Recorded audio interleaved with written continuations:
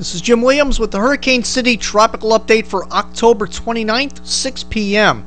Well, we have a lot of activity going on for so late in the hurricane season. Here we are at the end of October, and we have 3 systems out in the Atlantic. This is the map from the front page of hurricanecity.com, and you can see that we have Sherry approaching the island of Bermuda. Our current feature is Bermuda. Now you click right over the island of Bermuda, right underneath where the logo of Sherry is, and you can get all the localized information from Bermuda, such as weather observations, webcams, and radio stations from there, as this is supposed to be a tropical storm, pretty strong one, as it passes just to the south and east of Bermuda and heads out to sea. Invest 90L out here is, in the end, it's going to end up turning out to sea. It's debatable as whether this will ever be a named storm or a depression, but this will, in the long run, head out to sea because there's a cold front coming off the U.S., and anything that's out here in the Atlantic is going to get shoved off to the north eventually, including Tomas down here. Tomas is southeast of Barbados this evening, and the system is heading in the general direction of St. Vincent and the Grenadines, and should head in the general direction of Jamaica before turning north. So all eyes in the northern Caribbean Sea need to be very careful of what's happening with Tomas. Alright, let's go ahead and look at the HurTrack program and put this in motion. We have it zoomed in on the southeastern Caribbean Sea on the Windward Islands, and let's go ahead and put this in motion and see what happens here. You see the system approaches the southeastern Caribbean Sea tonight, and it will approach St. Vincent tomorrow morning around 10 a.m. Its closest approach will be about 25 nautical miles just to the south of St. Vincent as a 60-mile-an-hour tropical storm heading into the Caribbean Sea, and then the system should strengthen as it gets into the eastern Caribbean. And let's go ahead and pan out on this a little bit using the HurTrack program and see what the forecast calls for the animation throughout its journey. And let's go ahead and animate this and see what happens. And the system again comes into the Caribbean tomorrow and then becomes a hurricane while it's south of Puerto Rico, well south of Puerto Rico, and then the system continues on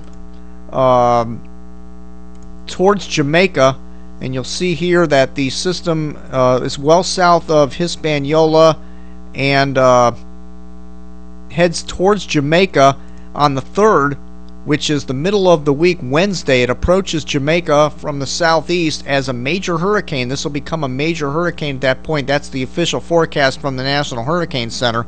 And then at this point, there's a big question as to what's going to happen with this system, because the models are pretty scattered on this when it gets near Jamaica.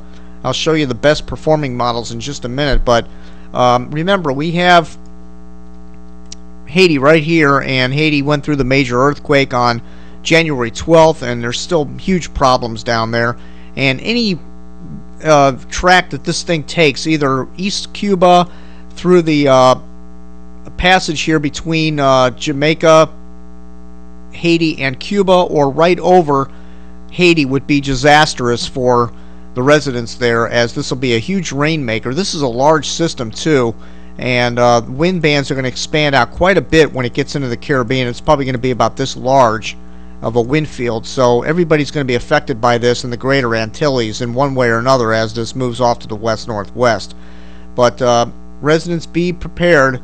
If you're living in Hispaniola, Jamaica, or eastern Cuba, you could be dealing with a major hurricane on our hands, and this will be the middle of next week. And then I'm going to get into the models discussion of what's going to happen after this, and is this ever going to be a threat to the United States.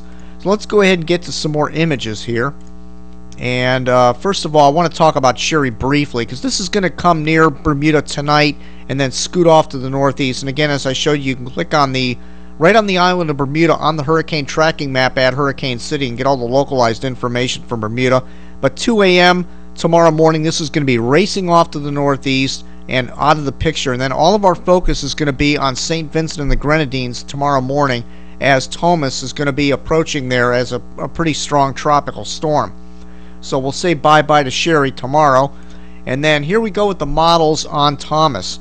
Now the system is going to move through the southern Windward Islands. The models are pretty close to consensus over St. Vincent and the Grenadines, heading generally west-northwest, and then the system hits the brakes right near Jamaica and starts heading to the north.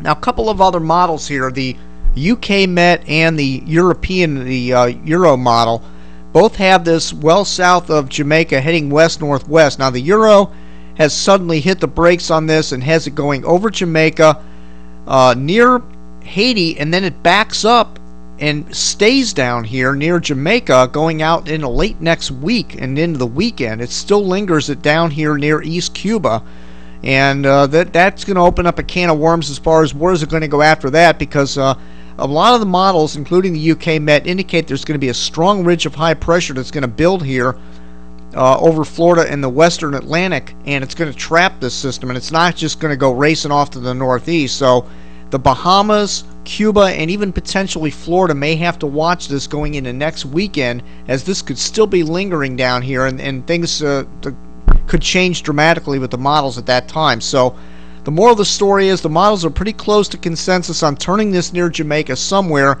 middle of the week, and then late week it could get trapped down here near the Greater Antilles, and we'll have to see what happens after that.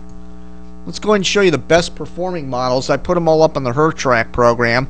The LGEM, the BAMM, and the ship model are all the best performers. They're off by about 106 miles at 48 hours so far on Tomas, and they all seem to generally want to hook it here right when it's near Jamaica. This the LGEM takes it right into Haiti. That would be the worst case scenario for the residents there. The ship model turns it north, and the BAM model has a hard right-hand turn right near eastern Jamaica, near Kingston, and then heading towards Haiti.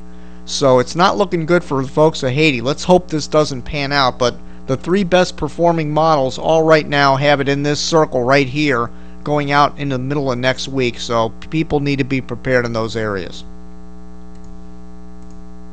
Alright, let's take a look at the model intensity forecast on this.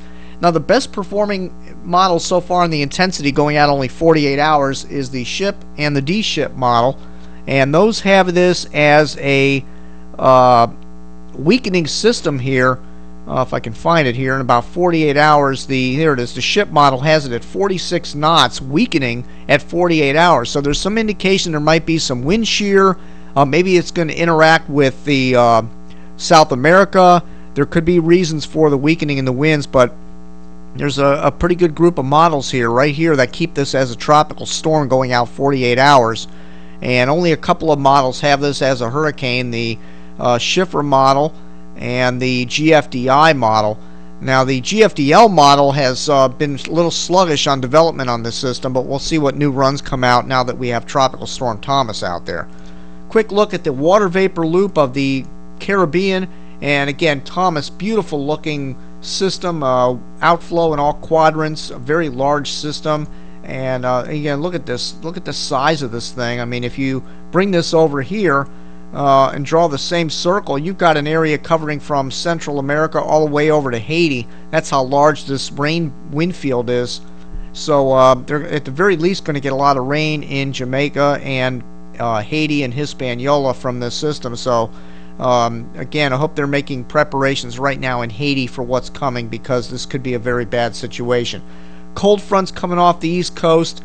That's obviously going to promote a turn more to the north, but again, several of the models want to indicate that a high pressure is going to build in here in the western Atlantic and block this from turning out to sea, so things could get interesting late next week.